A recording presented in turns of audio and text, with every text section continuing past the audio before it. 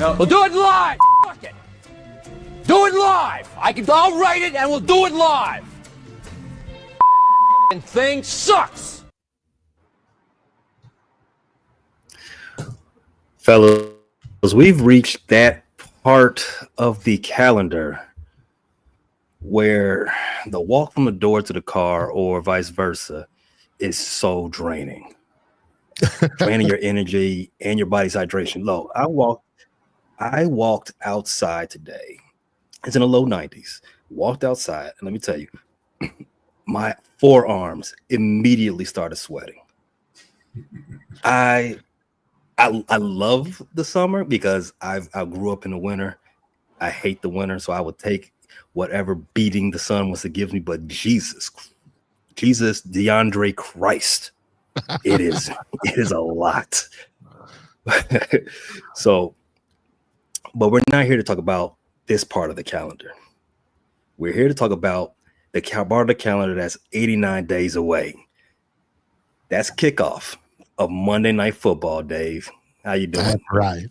Well, I can't wait. It's going to be a blast. Happy Mike Dicker Day, number 89. Is today's or for you? Day? That would be. Let me think. No. He wore number 89. 89. No, gotcha. Hey, I love Mike Dicker. For you, football man's man. Mike Ditka was cool. Now, he called playing in the Metrodome, playing in the Roller Dome, but that was cool. We still beat him. For you, Dave, in your case, maybe Mike Jones Day. Remember him? Name is familiar, but nothing off the top of my head. No. I think Dan Campbell were 89. He did. He was a Vikings wide receiver in the mid 80s, Dave.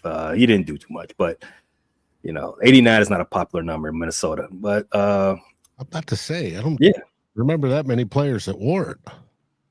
No.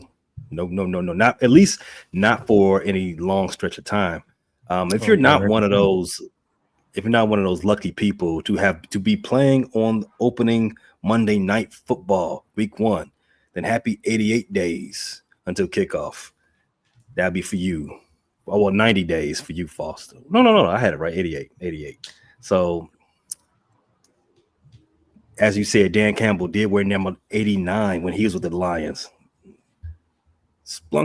Spunky Dave Campbell. Let's start there, though. Dan, he talked to the media last week as you all were opening a mini camp. He said, and I quote, "We've gotten to where we've gotten because we haven't been complacent.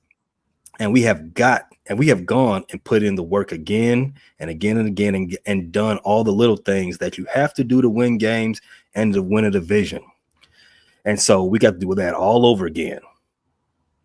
Foster, I know that's got you hyped because Dan is a guy that can get you hyped. Even when he's out there doing up downs with the team and just how he speaks into the microphone, he is a hype dude.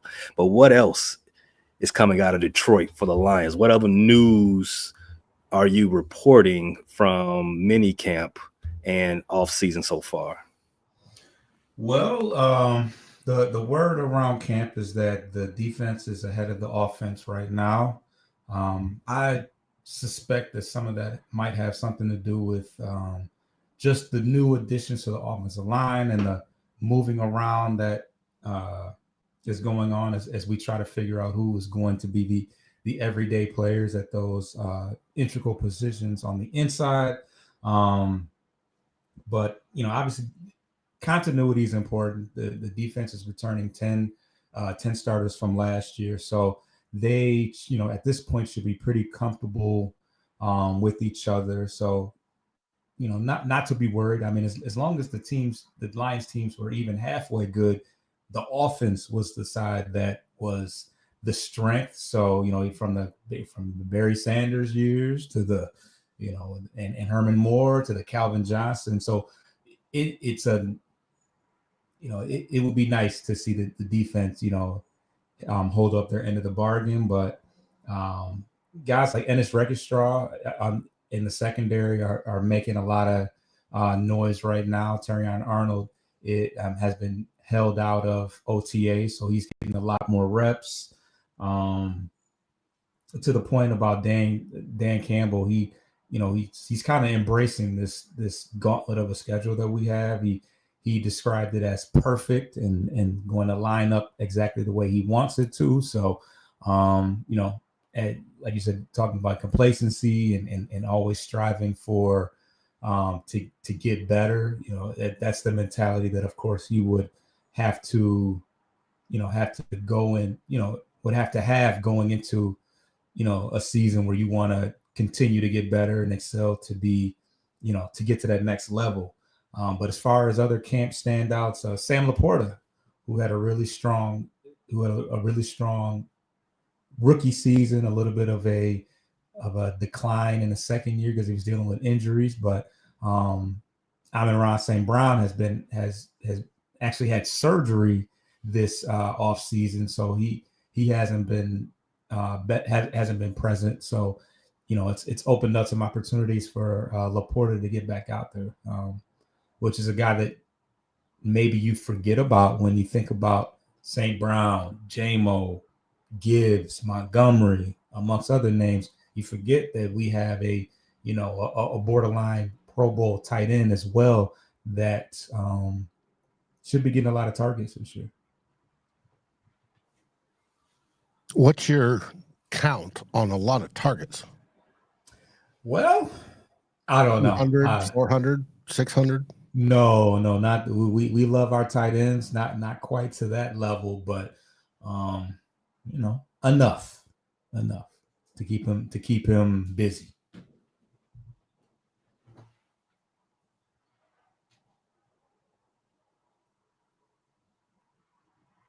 No, you're gonna have to put a number on enough there, Foster. Come on now. Oh, this is a specific question. I mean, I don't even know. I'd have to look and see how many. You said enough. Enough's too vague. Yeah, that is vague. I mean, I'd have to see how many actual receptions he got last year, but 85 targets. Just 85? That seems low. That seems low. How many receptions he had last year? That's. You're talking. He had 60 catches. He had about 85 catches last year. So. Well, he had 80. Yeah, 85 is rookie. 86 okay. is rookie year. So, I don't know. It's the touchdowns that matter the most for tight ends. I mean, we all know St. Brown's going to get well over 100 targets. Okay. Now and J-Mo is going to get a ton of targets as well. So Sam Laporta, according to Sumer Sports, had 60 catches last year and on 421 routes run. So not too bad. The most for a tight end was Brock Bowers of the Raiders, 112 receptions. Oh, yeah. That's all they had to throw to, really, though. Oh, well, no, they had Devontae Adams. I'm tripping, but for tight ends, that's what I'm saying. Oh, right. I was just saying, as far as the Raiders is concerned, I mean, Bowers was like a Pro Bowler, if I'm not mistaken, wasn't he? Mm-hmm. And just for viewers' knowledge, George Kittle was third with 78.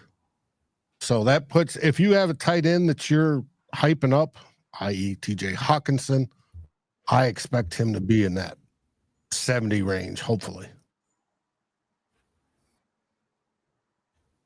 But he's not our only tight end, so. Speaking of TJ Hawkinson, speaking of TJ and all the tight ends you got up there in Minnesota, Dave, I'm hearing great things about Dallas Turner. What else are you hearing coming out of minicamp for Minnesota Vikings? Well, Dallas Turner has, when we talked about him last year, we said he needs to bulk up. Well, all you got to do is look at a picture of him. He's bulked up. And with Dallas, he had a great day, not today, but I want to say it was yesterday, Tuesday, first day of a mandatory minicamp.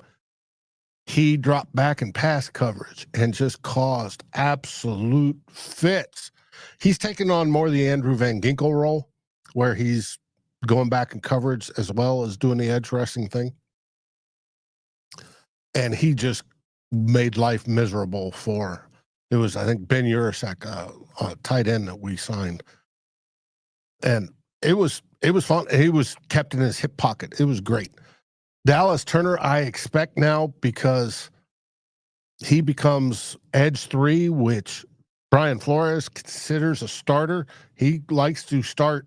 He said it in his press conference on Tuesday. He likes to have 3 edge players starting, which is weird when you think about the geography of that, or the geometry of that. But he likes to have 3, and he's going to have him there. I suspect he's probably going to have 400 to 500, 600 maybe snaps if nobody gets hurt. He's going to be a major part of that rotation. And that rotation, they're calling a wave attack, where they want to send waves upon waves upon waves of defenders at opposing offenses to wear them down. And we built up the depth for, in virtually every position, defensive back may be questionable, but almost every position, to where they could rotate guys out, but especially on the D line and the front 7, the linebackers included. And he's going to be a huge, huge part of that. And Dallas Turner, he's got that funky bend around the corner that works great. He does have a power move, but it's a combination sort of deal. I can't wait to see him. And question is, will he get double-digit sacks this year? And if he gets, 400 to 600 snaps, he could very well do that. And the Vikings fans will be happy, because most of them think we paid too much for him or traded too much for him, but I think it was fine. But we'll see. Now, for the rest of OTAs, there's nothing about, except for glorious, glorious comments about how J.J. McCarthy is just winging it. And he's going to make the whole division embarrassed, because he's on fire, and it's early, and we can't wait till we get to August and September and October. But the biggest news out of training camp yesterday was we saw on the field practicing Christian Darrisaw. CD tore his ACL last season, mid-season. Had his leg rolled up on, tore his ACL. I think it was against the Rams, the first game. And it was going to be questionable whether he's ready for week 1. Well, as of yesterday, now he had a huge brace on, which is fine, but he was doing individual and team drills. And it was a delight to see for Vikings fans, because he is one big man that we won in there this season.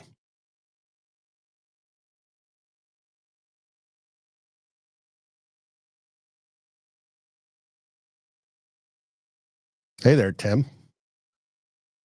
Darrisaw is your left tackle that you had prior to trading for, I forget who was it you traded for mid-season last year? That played very well in Darrisaw. Hey, Cam Robinson. Okay, yeah. So it's good news. Cam. It's good. It's good news that Darrisaw is on his way back. Devastating injury that left tackle should never get injured in that fashion. That could be disastrous for their career. Right, and it's all right. So had his leg rolled up on. It sucks. Mm-hmm. Nothing you can do about it. It happens too often, but it's football, right? All right. So before we get to the Green Bay portion, let's talk about the Chicago Bears, what they got going on. As most of you all are aware, the Bears had their minicamp last week. Well, the mandatory minicamp for veterans was last week. This week they've got mandatory minicamp for rookies and second-year players. The note from that is that it had a large turnout. There was no notable absences in either camp. In fact, for the whole OTA program, as for the Bears, Ben Johnson, he's expressing satisfaction with all the progress being made, and they're stating that they are meeting objectives to this point, phase 1 and phase 2, and and of all the off-season programs. He also believes that the players now understand that there's an expectation level, and have stated that they need to show up, not necessarily need to show up, but they need to be around each other, get into the program, so you can build trust with each other and the coaching staff. And and that's how you build a winner. I said this, I think 3 weeks in a row now. You don't get to have been the offensive coordinator for the best team in the conference, the division and the conference for the most part, without drilling in the expectations and meeting the challenge where it's set. He's also emphasized the team is right on track for this point of the summer. Caleb Williams, he said that he's been terrific, and he needs all his he's been very positive of praising praising Caleb. What they do want to work on is getting him to play. How do I phrase this? Bring more of that off script magic that he has, that he's been doing a lot in the off season stuff.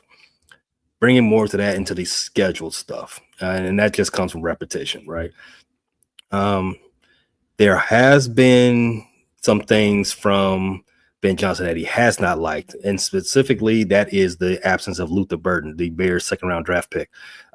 He expressed concerns about that. As you all know, or may not know, Burton had a soft tissue injury during the first rookie minicamp, and he's missed all 3 weeks of OTAs and the mandatory minicamp that is going on now. Ben Johnson, he's not happy about it. He's frustrated I just want to use that strong word to get in my usage of that word for the channel. So, well, he expects soft tissue issue where? Leg, abdomen? Yeah, it's in his leg. It's in his leg. So he expects Luther Burden to be back for training camp, but he's, again, using the word frustrated. He wants everybody on the same page, and you're not here at least for a first year player. This is going to set you back a little bit. Colson Loveland, the Bears' first round draft pick, he's also been hurt, but he did show up this week, and he's been running some good routes. They're liking what they seeing out of him. I know June isn't here. He's the Michigan fan. He would probably echo those same sentiments that Colson Loveland is a huge addition to any offense that wants to put the ball in the air, to the big guy. Elsewhere for the Bears standouts during camp, Joel Wilson, he's a tight end. He's been turning heads, but we've seen this already. We've seen this before. Unknown players turning heads in camp and training camp and preseason. Like, hey, could this be a diamond in the rough? I'm gonna just pump the brakes early. Joel Wilson, he's having a nice OTA so far. Let me just keep it there. Javon Dexter, on the other hand, he was a Bears, I believe, second-round draft pick from 2 seasons ago. There's a lot of excitement going around the building for how he fits in Dennis Allen's scheme. They're saying he is a perfect one technique for this scheme. So I want to temper expectations. I don't want to say he's going to be a breakout season, but I'm circling his name for a guy that I want to be involved in a lot of plays come week 12. Corey Wooten, if you know, you know. So that's pretty much it. Ozzie Trapilo, the Bears drafted him in the 3rd round this year. He's a tackle.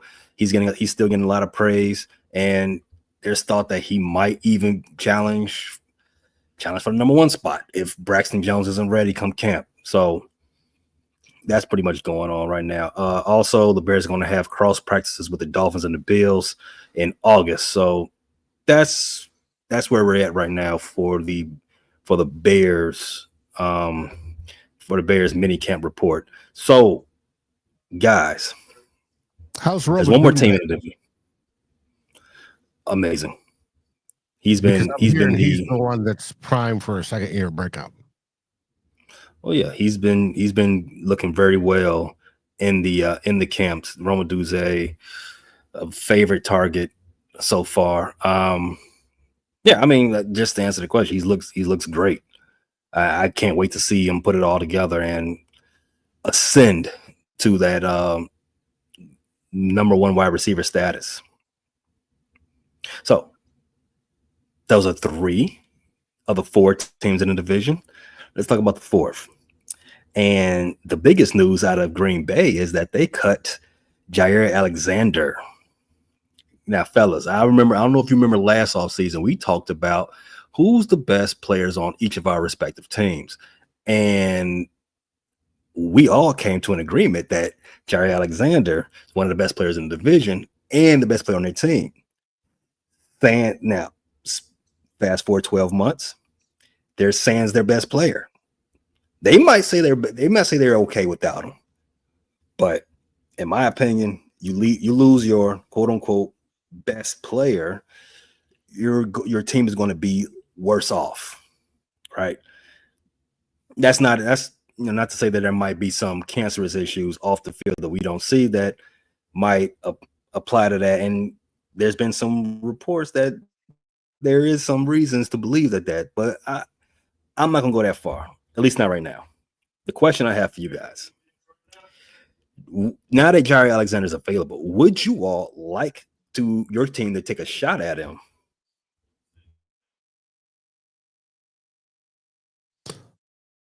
We talked about it on the Real Forno. Tyler is very pro Jair Alexander. There is the advantage of a former Packer coming to the Minnesota Vikings with the revenge angle. They all seem to want to play against Green Bay the following year and absolutely beat on them. And they do, whether it be Zadarius Smith or Aaron Rodgers last year, or not Aaron Rodgers, Aaron Jones last year. And we've got a history of Packers to the Vikings pipeline. Now, I worry about, he seems like Marcus Davenport, the cornerback version. He's always hurt. He's played less than half of, available snaps because he's hurt. And then there's the whole locker room thing. Does he break up the good thing that's going in Minnesota, the culture? Does he go against the culture that KOC and Kwesi Adofo-Mensah has established in Minnesota? Could he do that? If he doesn't, okay, fine. Sign him to a 1-year prove-it deal. Less than $10 million. I'm hearing him probably go for like 4.5, which is fine. Prove it. It's a heck of a lot less than he was making. He was making top 5 cornerback in the league money. Now, he'll still get paid because he gets all the guarantees from Green Bay. But there's a reason Green Bay got rid of him, and there's a reason there was the angst there. And if I had my druthers, if I'm going to go outside and get this corner that wants to move, I'd rather wait till Miami drops Jalen Ramsey and go after him, even though he's slightly older. The deal with the kid from Green Bay is he's 28. He should be in his prime. He should be locking people down. Alexander should be the talk of the NFL.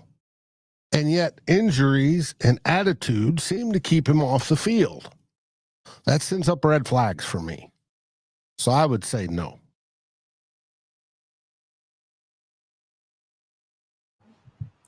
Yeah, it's an attitude. I remember one time. Go ahead, B. What? Go ahead. I'll after you.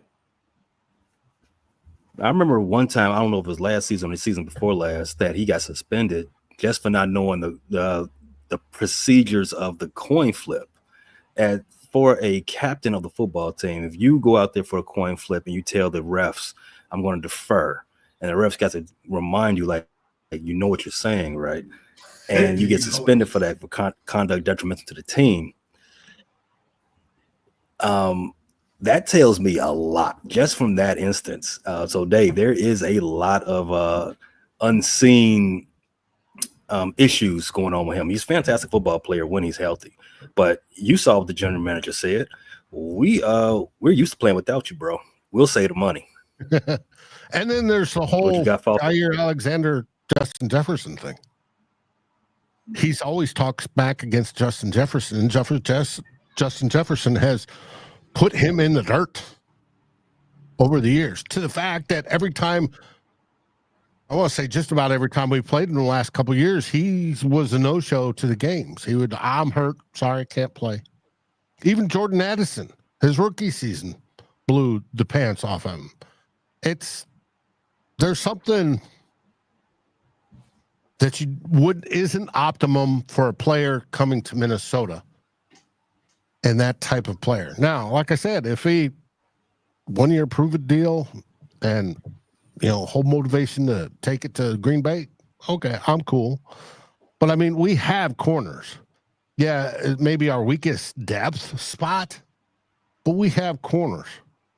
So, like I said, Dave says it's a no for the Minnesota Vikings. But doesn't mean anything. We'll find out. I'm curious if Foster could use an extra corner. I mean, I think you can never have enough. Right? Yeah. You can never have enough, guys. As much as I would love to see how Terrion Arnold would play in the slot and be able to put DJ Reed and Alexander on the outside. Long term, I think it would be fiscally irresponsible, just because we've already started to divvy out our extensions, and we have, speaking of captains, we already have a guy in Alex Anzalone who's probably kind of getting shorted just off the strength that he's a little bit older. But he is the defensive captain. He pretty much put his health on the line to come back last year, and putting that cast around his broken forearm. And we're not exactly rich as far as linebackers are concerned. We're not exactly so well versed in that in that regard. So I think that there's definitely better ways that we could distribute our money, knowing that he's going to want that extension long term. And I like the way our secondary, I mean, obviously it's got to all play out, and we got to see what they look like in the regular season. But I mean, I like the idea of a progression from Terrion Arnold, DJ Reed taking over for Carlton Davis, and then Ennis Rekestraw getting that opportunity. Well, Meek Robertson, who held down the nickelback role last year, but also Ennis Rekestraw taking that, actually being able to be on the field and showing what he can do, because he was a former second-round pick that had a good camp and preseason prior to his injury. So, and then we got Avonte Maddox and Rocky Ya-Sin as well. We got a lot of depth at the cornerback position already. So that's a no for you. I'm going to make it 3 strikes. No for me, dog. We talked about it on the Frustrated Chicago Sports Fan channel as well, Dave. The reason why I had posited that the Bears could use him as a safety. If he's willing to do what Charles Woodson did, go to safety, it's about the same point in their career. Move to safety, maybe we can use him, because we're deep in the secondary. We only have a need at safety right now. And that's more for moving forward. Right now, this season, we're good. But then my co-host, Q, shout out to him, he reminded me that Packers coming to Chicago ain't a good look. All my Bears fans remember this name, Lucas Patrick, former Packer. How did you like that? Not so much, right? Robert Tonyan, how about that? Nope. I think everybody in the divisions had him on the squad, and he's been brutal. Who else? Mercedes Lewis, get him up out of here. No more Packers are allowed in Chicago. Whereas we've had mixed success with ours. when they come to Minnesota. We've had about half of them do really well, and then the other half go, what? Why'd we do that? I mean, Mercedes Lewis was how old? Like, isn't he like 40? Still playing in the league right now? Well, there's nothing wrong with 40-year-olds there, Foster, but he is. But you're right. He should not be. But you're right. Smith too, right? Didn't he play for? He is a former Packer. You're right. I mean, maybe you all can do them. You guys are a little bit north. Wisconsin, Minnesota, Michigan. You guys can do the symbiotic Packer thing. Down here in Chicago, not doing it. Stay away from us. Let's take this break real fast and let's talk about the schedule coming up. Need a Garrett's popcorn break.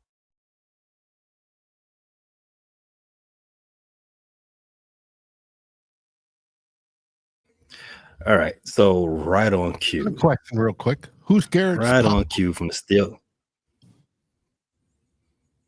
Who is Garrett's popcorn? What is Garrett's popcorn? I've never heard of it. Yes. That would have caught you an automatic fail in Jeopardy there, Dave. What is Garrett's popcorn? That is the premier popcorn in Chicago. I mean, there's some better, but that is the name. You'll see them, and you see them popping around a lot of other places. But the gourmet popcorn shop in Chicago, those who know, they know.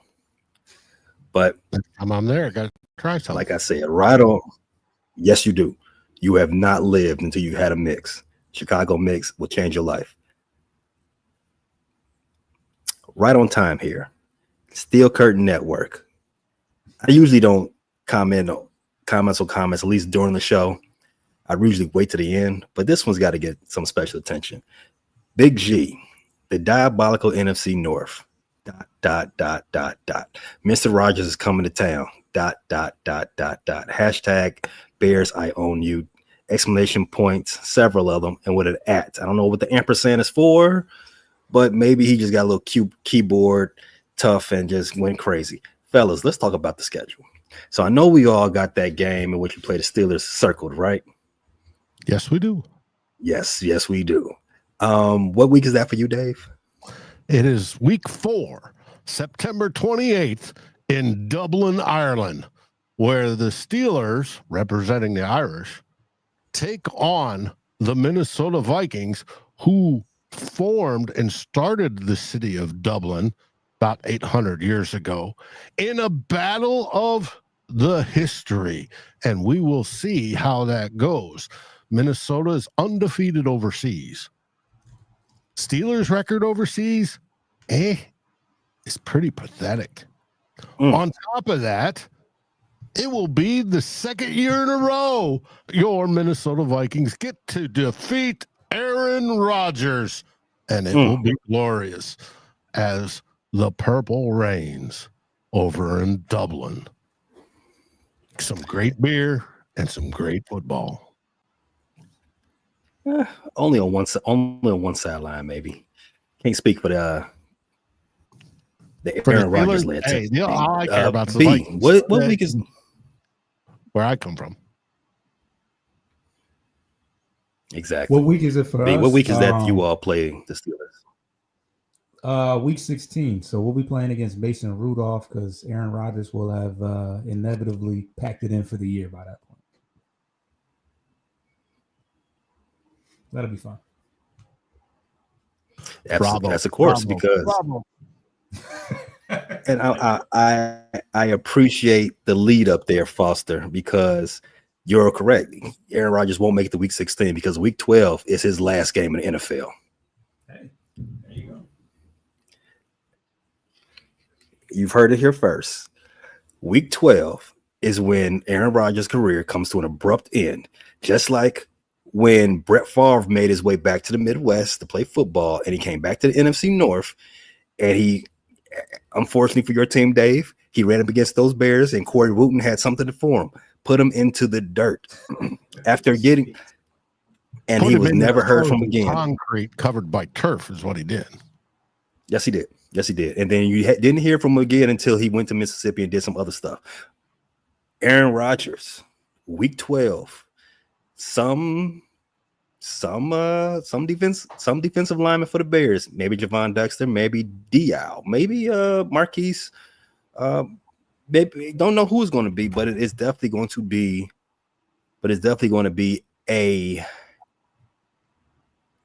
funeral procession for his football career. It's over. He's a newly married man. So we're going to do him a good job.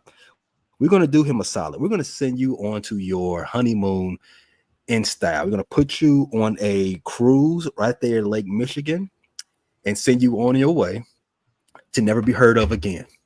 On the SS Fitzgerald? We put him, no, not the SS Fitzgerald. We put him on the SS Caleb Kicked Your Ass. The Bears. He isn't the only quarterback that got married this offseason. I saw the Bills today. Oh, yeah. And he's sporting a new ring. Yeah, Josh Allen, he ran an MVP. He did marry Hailey Steinfeld. Yeah. Am I saying that name right?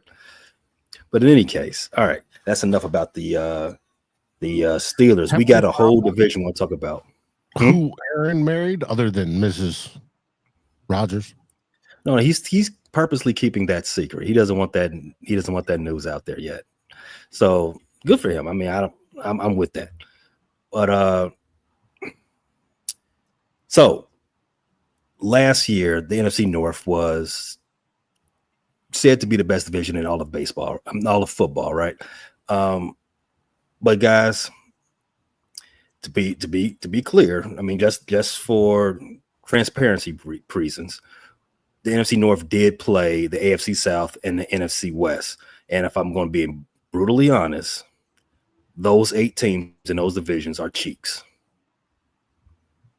The majority of them are, yes. The majority of them, so the Rams were decent. Majority of them. So that they had a spark. They had a spark. You're right, Dave. They were decent. When they're healthy, they were decent. You're right. I don't want to shade them too much. But you're right. You're also right about this. Majority of those 8 teams were cheeks. The worst kind of cheeks, like in this type of weather, sweaty cheeks. That's what they are. But this season, they make powders and creams. The draw. You gotta pay us for that. Nice try, Diddy. Trust me. Being years in Kuwait, Iraq, and Afghanistan, they do. The draw this year for the NFC North is the AFC North and the NFC East. It's going to be a lot tougher for us to hold that crown as the best division in football. Got obviously the defending Super Bowl champion in the NFC East, the 2 best quarterbacks in the league, Lamar Jackson and Joe Burrow, 2 best running backs in the league, Saquon Barkley and Derrick Henry, 4 of the top 10-ish defensive players in the league, maybe give or take, right? So first things first, what do you all think about the NFC East as a whole?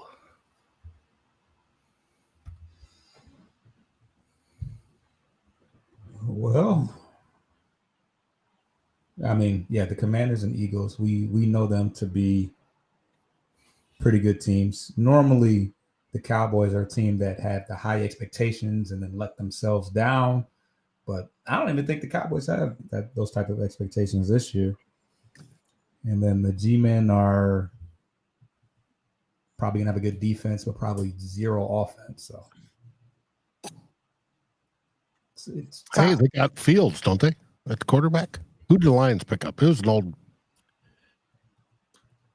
You talking about the Giants? Or the Giants, yeah. Who did the Giants pick up as quarterback? Oh, Wilson, right? He's with the Jets. No, then it's Fields. Yeah, Russell Wilson, and they drafted a quarterback. That Dart. Justin Fields with the Jets. Okay. Right. Both New York teams going to stink. Facts. And we'll see about the Commanders. The Commanders were good last year, but we'll see if they don't have that little sophomore slump or if they can keep that going. I think they kind of creeped up on a lot of teams, possibly. I'm hoping so. And everybody's watching film on them this year because they did creep up on everybody. Nobody expected that out of the Washington football team, the Commanders.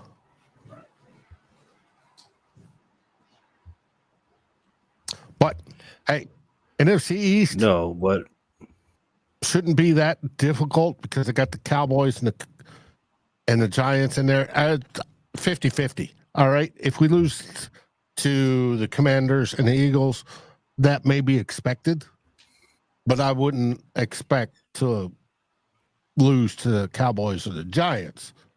And I'm not expecting for the Vikings to lose to any of the four teams. It's going to be close and it's going to be hard-fought battles. But if I had to, it's probably the Eagles and the Commanders. For the NFC East, Dallas is going to go in there all high and mighty, and they're going to look great in September, and then they're going to look like trash come December. So, as it always happens, has happened for the last, since they won the Super Bowl? It's been forever. We've gone through quite a few coaches since then, and we haven't traded them for Herschel Walker since then, so it happens. I think Michael Parsons is going to have he's going to have a resurgent year. So I think we got to be careful about it. I didn't add him in that 10. I didn't add him in that top 10 players. So I might need to fix that. T-Bass, who's one of my viewers, says, Cowboys are going to be a lot better this year. They may be, T-Bass, but I don't think they're going to be better against us. Maybe let them be better against Chicago. Let them be better against Green Bay. Let them be better against the Lions. But against us, really? No. Dak is still Dak. And do they have a running back? Is Ezekiel Elliott still cosplaying as a real running back? No, that's tough, Foster. That was tough. Ezekiel Elliott was good. He's good now. I mean, no, he's washed as a good running back. I said, yeah, okay. Right. Up Pickens on Dallas is going to be a difference maker. We'll see. T-Bass, hopefully not. No. What? No, George Pickens is not a difference maker. He's not a difference maker at all. At all. At all. He's not a difference maker. He's not. He doesn't move the needle. He's a cool. He runs a great two routes. I mean, they got Lamb. They don't have to. He doesn't have. Oh yeah, no. CeeDee Lamb is the guy, but George Pickens doesn't make that offense any better. Dak is, like you said, Dak is still Dak. Dak is going to get the ball to the tight end an exorbitant amount of times. You're going to get the ball to CeeDee Lamb enough times for you to still put him in those top wide receiver conversations. George Pickens, just adding him is parsley. Cool though. It sounds cool though. Yeah, exactly. It sounds cool. Parsley on your pizza. Oh, that's a different take on it. Cool. Doesn't change it. It's still pizza. That's some Chicago pizza stuff, probably. Hey, you can go on Detroit or Chicago, either one, or a good New York style. And I can chow no on such thing. New York style. No such thing. I love it when you pick it up and the meat juices and oils drip down your forearms. God, slow down, Dave. I know. Slow down, Dave. Relax. Just like what's going to happen when we beat the Giants. Oof. Mm-hmm. You can taste that, huh? Okay, all right. So what about the AFC North, though? So the AFC North had wore the crown for the best division for a while, right? You've got those Steelers that we talked about. You've got those Cleveland Browns that are, let's just call them, they're as good as their color and their team suggests. Cleveland Browns, but they do have Myles Garrett, one of the top 10 best defensive players in the league, but they don't have a quarterback. They have the Baltimore Ravens, who, again, one of the best quarterbacks in the league. Two of the top 10 best defensive players in the league, in Kyle Hamilton and Roro, who's the Bears drafted and let walk for not enough. You got the Cincinnati Bengals, arguably the best wide receiver in the league, arguably the best quarterback in the league. It's gonna be tough. What do we think about that division? It's a shame they have the Browns because, you take that away and you got 3 very formidable teams at the top because the Bengals really, if they had any defense, would have been in the playoffs. Hate to say it, but the Steelers are always at least okay. And then the Ravens, same kind of way. The Ravens are always pretty damn good no matter what. So yeah, the Browns are definitely pulling them down a little bit, but all in all, a pretty solid division right there. But they got Shedeur Sanders. He's supposedly lighting up training camp. I hope that they put the Browns on Hard Knocks because I want to. If they still got 17 quarterbacks going into training camp, I want to see that. That's gonna be TV. It's gonna be good TV right there. Well, it would be. That'd be worth it. Now, Tim's talking about Bengals lost 7 games last year by less than 6 points. That's what we're pointing out there, Tim. If you had a defense, you'd be good. You got to figure out that Hendrickson situation too, though. That's another thing. And if you pay your players. Whoa. That's a touchy subject there, Dave. I know for the Bengals it is. Well, they pay. Rookies or veterans. Doesn't matter. They don't want to pay. Wait, wasn't the other receiver not Chase, but did the other guy get his bag? He did. Oh, okay. Huh? Spending it on one side. They like their receiver. They like their receivers in Cincinnati. They're vroom, right? But their defensive end is still waiting, and there's a rookie that's still disgruntled. Oh, isn't he on defense? Oh God. No That's problem, Jim. I'll take you out for a beer or a whiskey, either one. So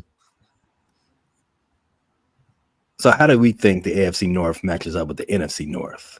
Like I said, we met right off those teams, and we got all these guys in the comments pointing out certain things, certain flaws. Your boy T-Bass, he said the Browns will be better this year because they have a last place schedule. I don't know if he heard me when I said they don't have a quarterback, but Shedeur Sanders. They have a lot, but they have none at the same time. Isn't that crazy? Yeah.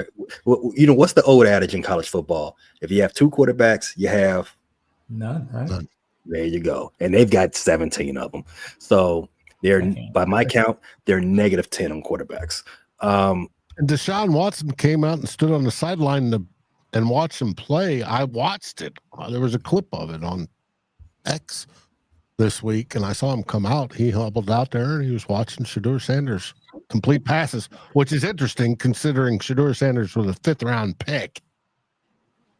And how many 5th-round picks have started and made anything of themselves in the NFL? Probably not. I would say 6. I would guess there's been a decent amount, but I don't know. I know him by heart. It's an odd question there, Dave. It's tough. I do some research. I had done some research when we had a 5th rounder, and we looked him up.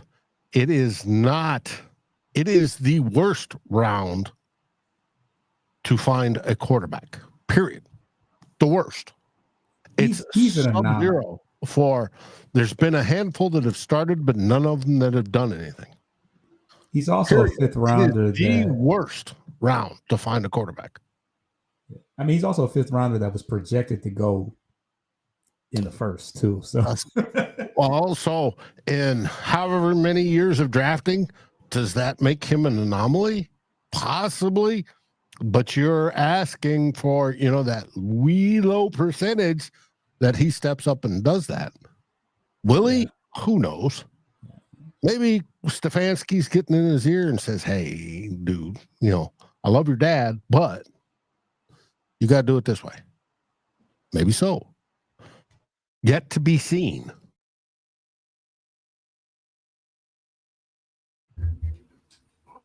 What do you think about the Ravens, though? Ravens are going to be tough. Anytime Lamar Jackson, anytime you have a threat of a running quarterback is tough. It's tough. And he's a bit more than just a running quarterback. I mean, he's dazzling as an athlete, right? But he can run. What I'm saying is he's a good quarterback to start off with, and then add the running capability on top of that. And not just as I've used J.J. McCarthy has the ability to run, but that's not his primary focus. He's not going to run. There's not going to be plays designed for him to run. Lamar Jackson, it's quite possible that, hey, they may run an option, but if so-and-so is not covered, he's taking the ball and he's boogieing. And that is so hard to defend against, and he's been so good at it. The Ravens are going to be tough, and they're a hard-nosed football team. The one thing known about the NFC Central, or the NFC Central, NFC or AFC North, is they are a tough black and blue, just like our division, lunch pail division. It's the weather of football. And we're talking the NFC North and the AFC North are both known for their physical football play. And it's going to be tough. It's going to be a lot. I think it's going to be easier against the NFC East, with the exception of the Eagles and possibly the Commies. But it's a different style of football. It's more blue collar. Get your hands dirty. Get muddy. Get bloody. It's a battle. It's a battle. Shout out to the Tampa Bay Buccaneers. I missed those because you mentioned the NFC Central. I missed that easy December win, Dave. Uh-huh. I just saw a funny tweet the other day. I almost sent it to Foster. It took 53 years for the Detroit Lions to have more NFC Central / NFC North division titles than the Buccaneers. That's messed up. Because how long they've been going for a while, right? Yeah. Hey, but that's why 2004. We love it. Detroit's always been the little brother in the division.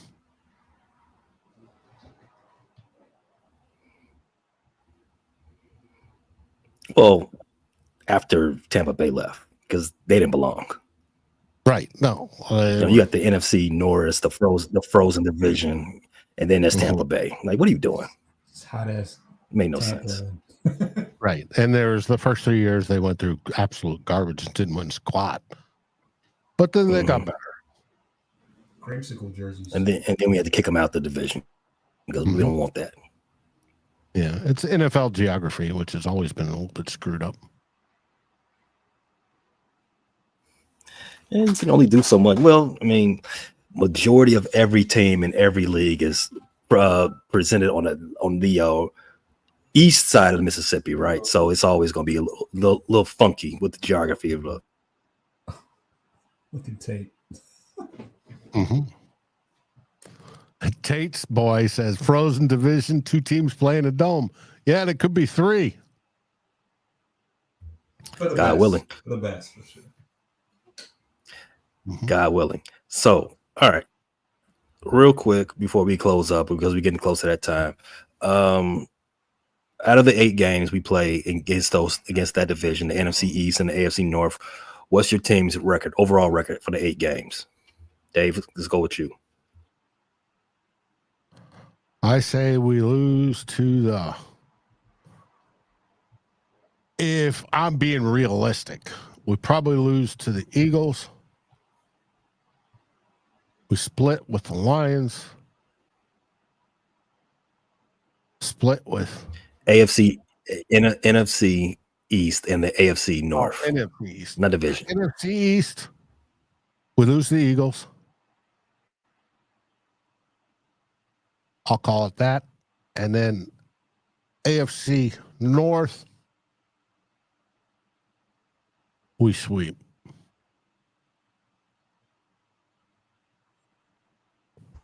Ooh, the only one I'm worried about is Baltimore. It's hot there, Dave. But we sweep. Yeah. Okay. All right. Okay, Foster. You're on the you're in the fire now, Foster. Hot seat. What's your record against the AFC North and the NFC East? I see the Ravens game being a loss because we never beat running quarter. We struggle mightily with running quarterbacks. I think we get our revenge on the Commanders. Lose to Hurts and the Eagles. So I say, what does that make? It probably what 6-2. Not losing to the Browns, Cowboys, G-men. Yeah, probably 6-2. And then 6-2. and in reality, Okay. and in reality, we lose to we probably lose to the Giants and beat both the Eagles and the Command. Who knows? But I'll say 6-2. You got to remember, we play the toughest teams in both those divisions at US Bank Stadium this year. Schedulers were nice to us in that respect. Yeah, I didn't even look at who Home and away. I just looked at the road. I just looked at the road graphic. Oh, well, I guess it's right there, the road graphic. Yeah, you got we got Baltimore, Washington, and the Eagles all on the road. Oof. And the Chiefs, which has nothing to do with those divisions, but that's kind of what rough. Happens when you win the division. Yeah, LA, we play LA in LA. Yeah, our home schedule is pretty cake.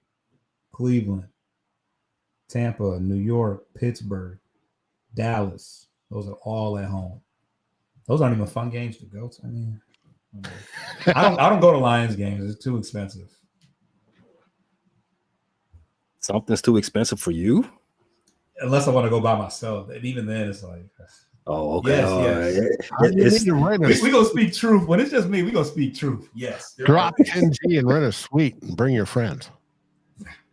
Yeah, so I was like, okay, yeah, that's what it is, Dave. If you got to bring the town, then yeah, it's too expensive at that point. But for him, you know, he just one would be nice, but it's like, damn.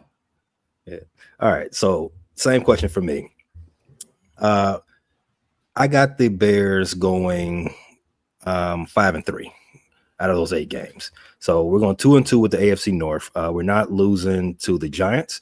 We're definitely not losing to the Cowboys, and we're not losing to the Commandos. The defending Super Bowl champs in Week 13 in their building. That's going to be tough. But so I'll take that L on that one. But 5-3. We got the Ravens and Bengals back-to-back weeks in their building. I already count those as 2 double losses. So, and we got the Commanders coming out of a bye week. We're coming out of a bye week. You'll see the Commanders. It's up. Another game that's circled. That game is up. That's a dub for us. 5-3. Chicago or DC? No, it's there. It's there. It's in DC. Don't matter. Don't care. It's a bye week. We coming out of a bye week. We on the Jets. We coming to stump out through your house.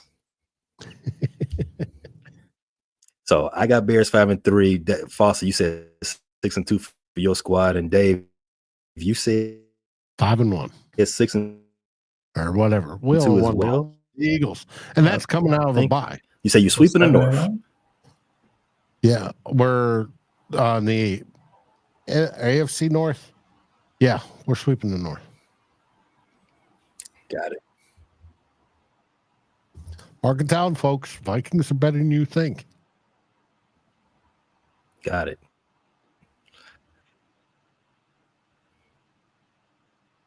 T-Bass is saying, he's figuring 50-50. Could be, T-Bass. I could be just too optimistic. I like to call it like it is, but I also tint it with a little optimism, especially this time of year. And I think the Vikings are going to be better than people think. Why? Because I think that J.J. McCarthy's going to be better than people think.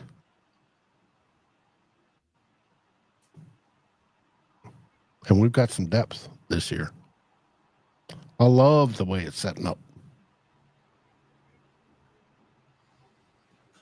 And it looks like our host is frozen. There it goes. No, I'm here. All right, Dave. So you've pissed off a lot of AFC North people. Where can they come harass you at? Where can they find your channel when those games come around? Where can they catch you? Well, first off, the host can find me over on Slack, and then everybody else can find me at Vikings First and Skull, both YouTube, any of your podcast aggregators. Just type in Viking First and Skull. First is 1ST, and sign Skull, SKOL. And you can also find us on Facebook, and of course, Fans First Sports Network. If you click on the Vikings fans, you'll find my writings over there. And any AFC North or NFC East content people that need to contact me, you can find me either at Facebook or over on X at Luft, Luft _Krieger, Krigare.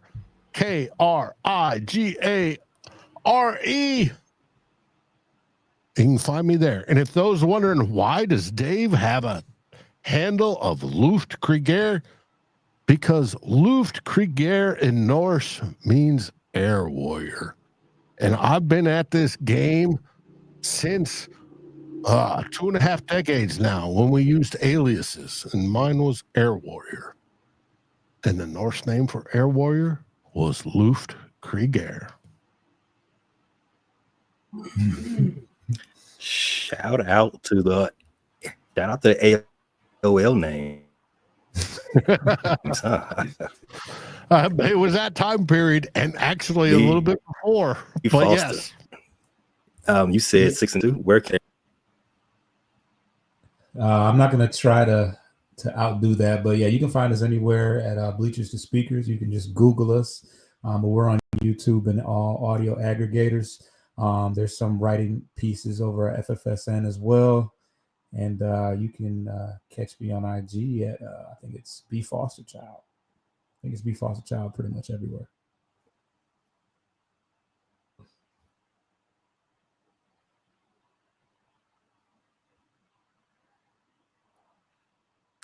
Thanks a lot, Foster. All right. You notice that, so that's our show for today. T-Bass said that have a great. We're talking about football, and you guys are focused on the Cubs. Their pay.